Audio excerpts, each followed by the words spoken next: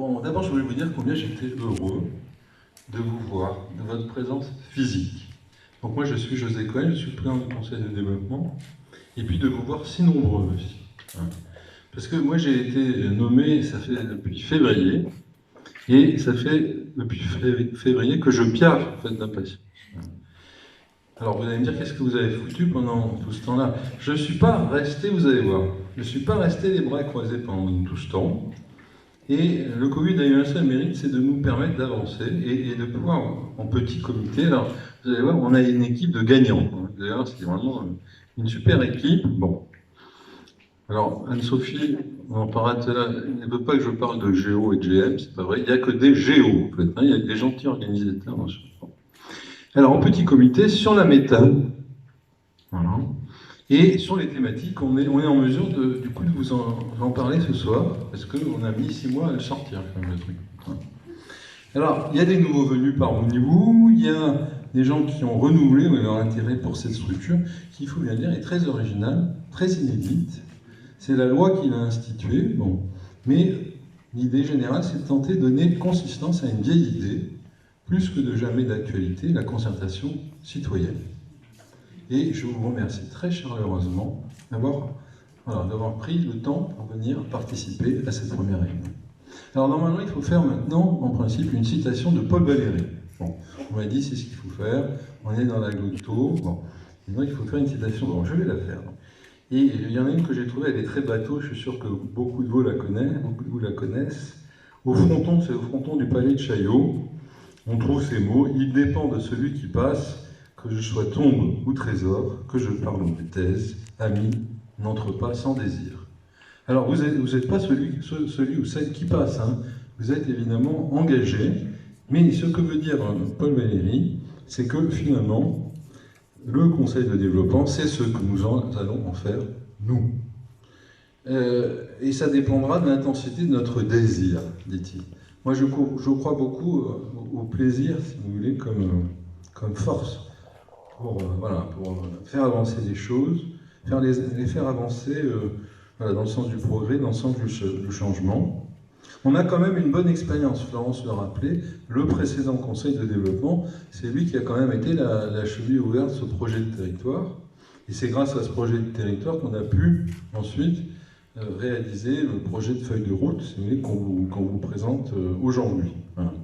Alors, quelles sont les caractéristiques qui, à mon avis, rendent cette mission finalement exaltante? Vous allez voir. La première chose, c'est qu'on est complètement libre de notre réflexion. Je veux dire, on peut raconter n'importe quoi, n'exagérons rien. Il faut que ce soit constructif quand même. Mais sous réserve de ça, je dirais, tout est ouvert. Alors vous me direz, oui, c'est normal, parce que si on est à 2040, 2050, non, mais d'accord, on est à 2040, mais moi, mon idée, c'est aussi qu'on fasse des propositions immédiatement opérationnelles. Et on est quand même en amont. Je salue Jean-Jacques Taillade aussi, le DGD de l'agglomération.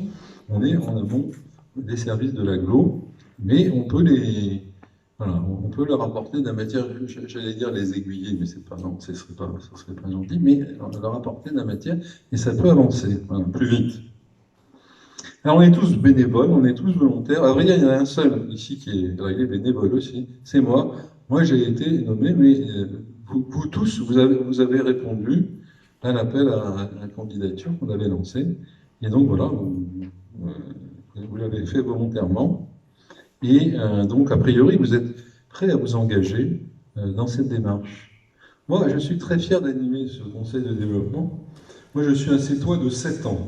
7 ans, sétois, bon, 7 ans de malheur, non, 7 ans de bonheur, bien sûr.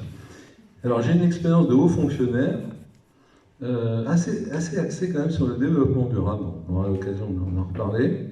J'espère qu'elle pourra être utile. J'ai aussi animé une association qui s'appelle Philomère, culturelle, assez importante quand même, on est 250 sur 7, c'est un peu baissé depuis que je suis parti. Non, je plaisante. Et enfin, le territoire de Thau m'a tellement inspiré que j'en suis à mon 6e ouvrage. Je suis devenu un vrai écrivain. Je ne sais pas ce qui m'a pris, mais depuis que je suis là, je n'arrête pas d'écrire. Bon, bref. Voilà. La deuxième chose, donc on est libre, évidemment, mais on n'est pas hors sol, comme disait Florence. Voilà. On est connecté. On est aussi à plusieurs réseaux, Et tous ces réseaux, c'est comme des garanties que nos propositions ne vont pas rester lettres mortes. La première, bien sûr, c'est l'agglomération. On a la talentueuse Florence Sanchez, qui est vice-présidente, qui est notre relais auprès des instances décisionnelles.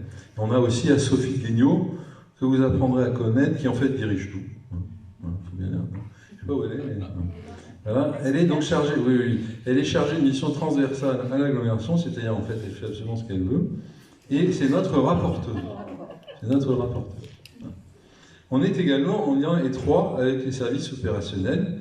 Jérôme Lenoir, c'est le directeur général des services, et Jean-Jacques Taillade, c'est le directeur général délégué, et je vous remercie d'être présent ici. On peut donc faire régulièrement le point avec eux pour faire remonter nos propositions. Alors on a aussi rencontré les 14 maires. Quelle galère. Non, c'était en fait très intéressant pour leur présenter le projet de feuille de route. Honnêtement, ça a été extrêmement fructueux, un échange très fructueux. Vous me direz, c'est pas étonnant, puisque finalement, le projet de territoire avait été adopté à l'unanimité. Encore heureux qu'ils sont très d'accord avec les feuilles de route. Mais vraiment, ça a été intéressant. On a pu rajouter déjà des idées qu'on n'avait pas forcément au départ. Et voilà, donc c'est quand même pas mal. C'est une espèce de, on a pris une espèce de garantie préalable. Voilà, on est aussi connecté aux territoires qui sont proches. Montpellier, par exemple. Il y a des conseils de développement partout, en fait, hein, dans pratiquement toutes les agglos. Bon, je ne vais pas rentrer dans le détail de la loi, mais la plupart de toutes les agglos, plus ou moins grandes. Bon. Il y en a qui sont de véritables coquilles vides. Hein. Et puis il y en a qui sont, au contraire, extrêmement dynamiques. Et je crois que jusqu'à maintenant, on a été parmi les conseils de développement les plus dynamiques qui se trouvent. Il y en a un autre qui est très bien, qui se trouve à Nancy. Enfin, il y en a quelques à Brest. Enfin, bon. Et ce qui est intéressant, c'est qu'on fait partie du bureau national de ces conseils de développement. Ils ont créé une association, si vous voulez. Et c'est hyper intéressant parce que ça nous permet de récolter les bonnes pratiques par-ci, par-là, et éventuellement d'ailleurs aussi dans le sens inverse. Et c'est vraiment très positif. On fait partie aussi d'une coordination régionale en Occitanie. Et donc là aussi, cette fois-ci, on est un peu proche du terrain. Donc vous voyez, on n'est pas hors sol, on est vraiment branché avec la réalité et avec les autres aussi, c'est très important.